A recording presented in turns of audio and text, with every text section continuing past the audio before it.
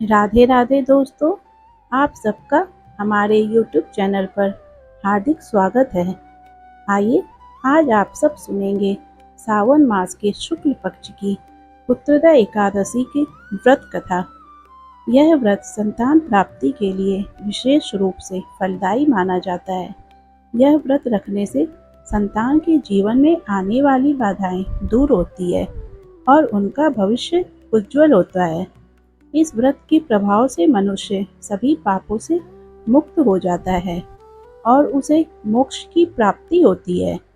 इस व्रत के महात्म्य को सुनने से भी मनुष्य को शुभ फल प्राप्त होते हैं।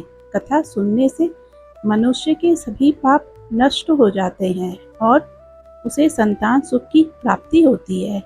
यह व्रत भगवान विष्णु की कृपा प्राप्त करने और संतान प्राप्ति के लिए एक महत्वपूर्ण उपाय है।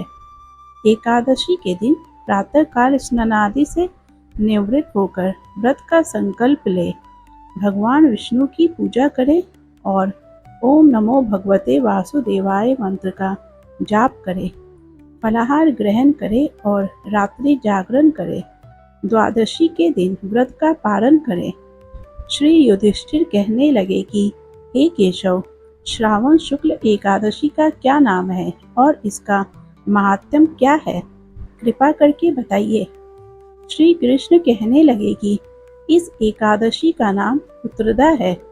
अब आप शांति पूर्वक इसकी कथा सुनिए। इसके सुनने मात्र से ही वाजपेयी यज्ञ का फल मिलता है। द्वापर युग के आरंभ में महिष्मती नाम की एक नगरी थी जिसमें महीजीत नाम का राजा राज्य करता था। लेकिन पुत्रहीन होने के कारण राजा बहुत दुखी रहता था। उसका मानना था कि जिसके संतान न हो उसके लिए यह लोक और परलोक दोनों ही दुखदायक होते हैं। पुत्र सुख की प्राप्ति के लिए राजा ने अनेक उपाय किए, परंतु राजा को पुत्र की प्राप्ति नहीं हुई। वृद्धावस्था आते देखकर राजा ने प्रजा और मंत्री से कहा, हे प्रजाजनों, मेरे खजाने में अन्याय से उपार्जन किया हुआ धन नहीं है, न मैंने कभी देवताओं तथा ब्राह्मणों का धन छीना है। किसी दूसरे की धरोहर भी मैंने नहीं ली। प्रजा को पुत्र के समान पालता रहा। मैं अपराधियों को पुत्र तथा बांधवों की तरह दंड देता रहा। कभी किसी से घृणा नहीं की। सबको एक समान मानता रहा। सज्जनों की सदा पूजा करता हूँ। इस प्रकार धर्मयुक्त राज्य करते हुए भी मेरे पुत्र नहीं हैं, सो मैं अत्यंत दुख पा रहा हूँ। इसका क्या कारण है? राजा महीजीत की इस बात को विचारने के लिए मंत्री तथा प्रजा के वन को गए। वहाँ बड़े बड़े ऋषि मुनियों के दर्शन किए। राजा की उत्तम कामना की पूर्ति के लिए किसी श्रेष्ठ तपस्वी मुनि को देखते फिरते रहे। एक आश्रम में उन्होंने एक अत्यंत वृद्ध, धर्म के ज्ञाता, बड़े तपस्वी, परमात्मा में मन लगाए हुए, निराहार, समस्त शास्त्रों के ज्ञाता महात्मा लोमश मुनि को देखा। सबने जाकर ऋषि को प्रणाम किया। उन लोगों को देखकर मुनि ने पूछा कि आप लोग किस कारण से आए हैं? निसंदेह मैं आप लोगों का हित करूंगा। मेरा जन्म केवल दूसरों के उपकार के लिए हुआ है, इसमें संदेह मत करो। लोमश ऋषि के ऐसे वचन सुनकर सब लोग बोले, हे महर्षि, आप हमारी बात जानने में ब्रह्मा से भी अधिक समर्थ हो, अतः आप हमारे इस संदेह को दूर कीजिए। महिष्मतीपुरी का धर्मात्मा राजा महीजीत प्रजा का पुत्र के समान पालन करता रहता है, फिर भी वह पुत्रहीन होने के कारण दुखी है। उन लोगों ने आगे कहा कि हम लोग उनकी प्रजा हैं, अतः उनके दुख से हम भी दुखी हैं। आपके दर्शन से हमें पूर्ण विश्वास है कि हमारा यह संकट अवश्य दूर हो जाएगा, क्योंकि महान पुरुषों के दर्शन मात्र से अनेक कष्ट दूर हो जाते हैं। अब आप कृपा करके राजा के पुत्र होने का उपाय बताएं। यह बातें सुनकर ऋषि ने थोड़ी देर के लिए नेत्र बंद किए और राजा के पूर्व जन्म का वृतांत जानकर कहने लगे कि यह राजा पूर्व जन्म में एक निर्धन वैश्य था। निर्धन होने के कारण इसने कई बुरे कर्म किए। यह एक गांव से दूसरे गांव व्यापार करने जाया करता था। समय ज्येष्ठ मास के शुक्ल पक्ष की द्वादशी के दिन दोपहर के समय 2 दिन से भूखा प्यासा था। एक जलाशय पर जल पीने के लिए गया।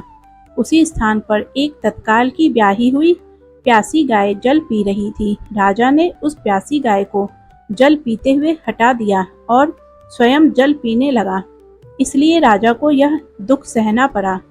एकादशी के दिन भूखा रहने से वह राजा हुआ और प्यासी गाय को जल पीते हुए हटाने के कारण पुत्र वियोग का दुख सहना पड़ रहा है। ऐसा सुनकर सब लोग कहने लगे कि हे ऋषि, शास्त्रों में पापों का प्रायश्चित भी लिखा है, अतः जिस कारण राजा का यह पाप नष्ट हो जाए, आप ऐसा उपाय बताइए। लोमश मुनि कहने लगे कि श्रावण शुक्ल पक्ष की एकादशी को, जिसे पुत्रदा एकादशी भी कहते हैं, तुम सब लोग व्रत करो और रात्रि को जागरण करो, तो इससे राजा का यह पूर्व जन्म का पाप अवश्य नष्ट हो जाएगा। साथ ही राजा को पुत्र की अवश्य प्राप्ति होगी। लोमश ऋषि के ऐसे वचन सुनकर मंत्रियों सहित सारी प्रजा नगर को वापस लौट आई और जब श्रावण शुक्ल पक्ष की एकादशी आई तो ऋषि की आज्ञा अनुसार सबने पुत्रदा एकादशी का व्रत और जागरण किया। इसके पश्चात द्वादशी के दिन इसके पुण्य का फल राजा को दिया गया। उस पुण्य के प्रभाव से रानी ने गर्भ धारण किया और प्रसव काल समाप्त होने पर उसके एक बड़ा तपस्वी पुत्र उत्पन्न हुआ। इसलिए हे राजन, इस श्रावण शुक्ल एकादशी का नाम पुत्रदा पड़ा। अतः संतान सुख की इच्छा हासिल करने वाले इस व्रत को अवश्य करें। इसके महात्म्य को सुनने से मनुष्य सब पापों से मुक्त हो जाता है और इस लोक में संतान सुख भोग कर परलोक में स्वर्ग को प्राप्त होता है। अगर आप सबको यह कथा पसंद आई हो तो कृपया कमेंट में जय श्री कृष्ण लिखकर हमें आशीर्वाद दीजिएगा। वीडियो में अंत तक बने रहने के लिए आप सबका बहुत बहुत धन्यवाद।